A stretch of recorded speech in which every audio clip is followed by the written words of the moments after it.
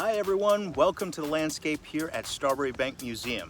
4th of July weekend is upon us. Now, agriculture had a significant part in fueling prosperity in our early nation after the Revolutionary War.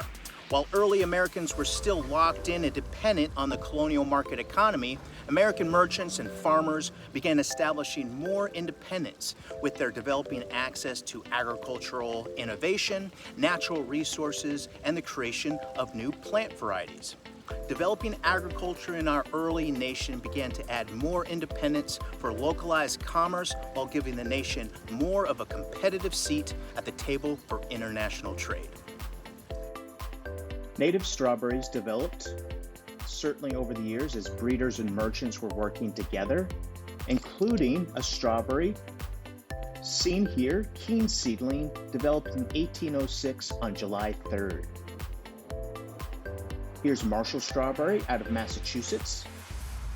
Farm technology really kick-started a lot of development with agriculture and certainly working with the merchants, developing prosperity over the years, including Jefferson's plow, which was introduced, seen here. Over the years here in Portsmouth, lots of development, certainly with maritime trade and more commerce, developing all the way to the 19th century, seen here in Market Square. Now, I love making historical connections as I cook, as I experiment with different ingredients coming out of the garden, different foodways recipes. This is a really easy way to make these historical connections to how we establish more and more agriculture in early America, including our strawberries here. So today I'm going to teach you how to make mocktails and, if desired, cocktails with your favorite spirits for holiday weekends or really any occasion. And again, I'll be utilizing Marshall strawberry and apple mint for a simple syrup. Now, for simple syrups, all you really need is equal parts water to sugar, 1-to-1 ratio. All right, you'll need a sieve or filter to finish off your simple syrup after we use the stovetop. I'll show you that procedure, and a little bit of water if you want to dilute your mocktail or cocktail at the very end. Let's get right into it. This is going to be fun. Now, the first thing to do is simmer the water. All right, so I'm going to just pour the water in, okay, 2 cups, and get that going. Okay, now once you have a simmer, a low boil, we're going to add the sugar and reduce the heat.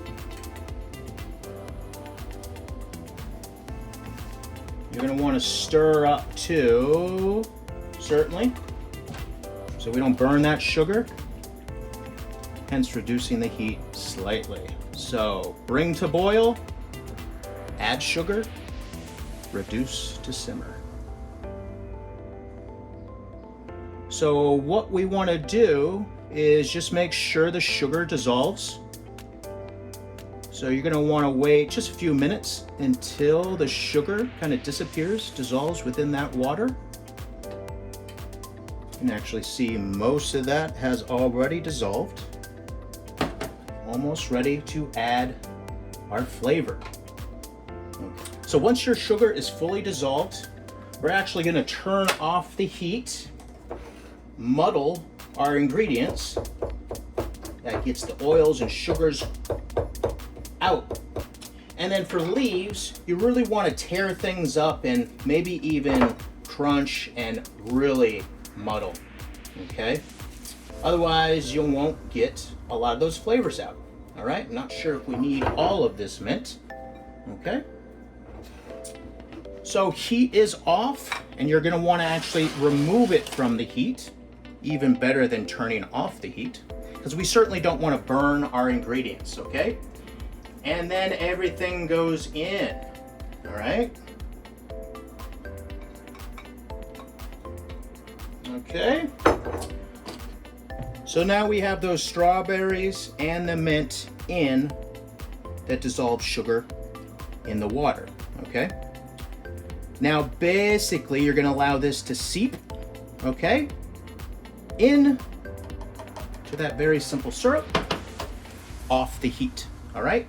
Okay, so once your concoction has cooled down, I at least steep it for 10 minutes or even longer. It all depends on how strong you like your flavors. You can actually wait till it cools down and kind of taste it, and then certainly steep it for longer periods of time if you want stronger aromatics and flavors. Okay, so we're gonna actually pour that through the sieve. You can actually see that looking really good, and I kid you not, these aromas are absolutely amazing with that mint and strawberry.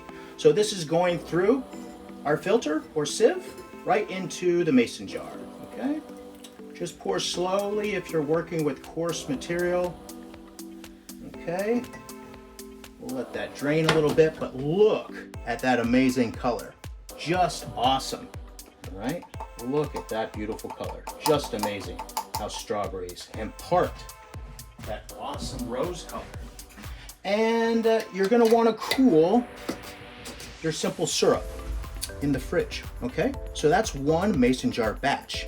So fortunately, I've got a batch of another flavored simple syrup that's already cool. So I'll display just this simple method of a mocktail, and certainly add in your spirits if desired. Now this one is made of muddled sage and muddled lemon. Really, really nice.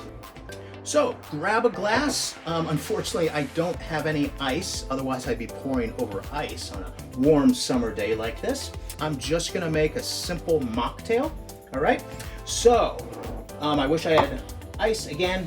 So a little bit of soda water and a little bit of syrup. That's about it. So a little bit of syrup goes a long way, okay? And you can always add more, all right?